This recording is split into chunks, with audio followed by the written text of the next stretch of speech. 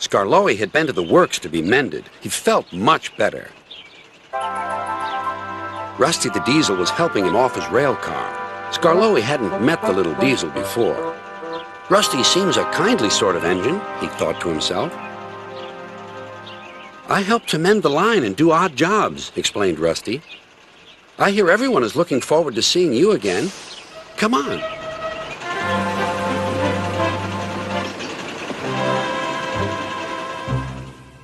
Peter Sam was feeling depressed.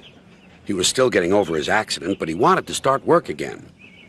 Sir Topham Hatt wouldn't let him. Another day's rest will do you good, he said.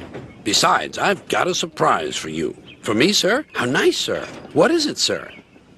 Wait and see. The surprise was Skarloey. Oh, said Peter Sam, I'm glad you've come home. They lit Skarloey's fire and he sizzled happily. I feel all excited, he said, just like a young engine. Now tell me all the news. I see you've met Rusty, said Peter Sam. Yes, I like that diesel. So do I, replied Peter Sam. It's a pity Duncan doesn't.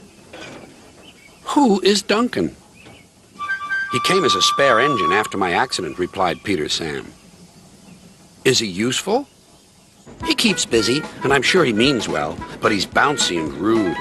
He sings and sways and swivels around. His drivers call it rock and roll. I understand, said Skarloey gravely. His driver interrupted. Duncan has done it again. He's stuck in a tunnel. Come on, old boy, we'll have to get him out.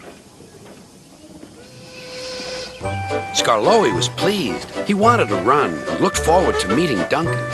They found the caboose and some workmen and hurried up the line. How nice and smooth the rails are, thought Skarloey. They've mended all the old bumps. The little diesel has helped to do that. What a difference Rusty's made to the line.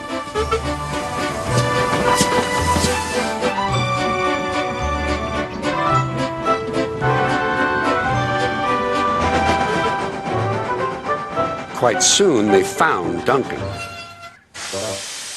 He was stuck at the far end of the tunnel, and he was very cross.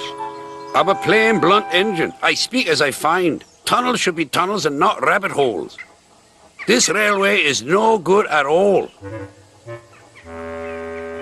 Don't be silly, snapped his driver. This tunnel is quite big enough for engines who don't rock and roll.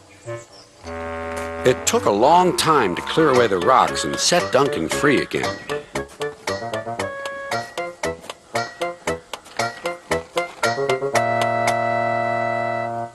At last, Skarloey was able to push Duncan and his coaches safely through.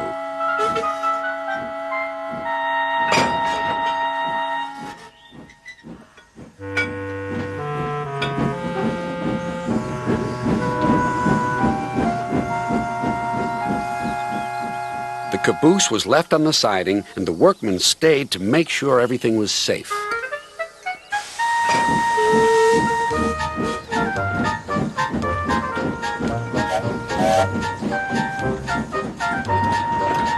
Duncan grumbled all the way home, but Skarloey paid no attention.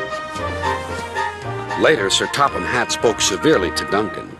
Listen to me. There is nothing wrong with that tunnel. You stuck in it because you tried to do rock and roll. Tunnels are not dance floors, and you are not a pop star. Then Sir Topham Hatt gave his full attention to Duncan's funnel. If it happens again, he ended ominously, I shall find ways to cut you down to size. In other words, your career is on the line. Need I say more? Duncan thought Sir Topham Hatt had said quite enough, and he remained completely silent and still, for at least a whole evening.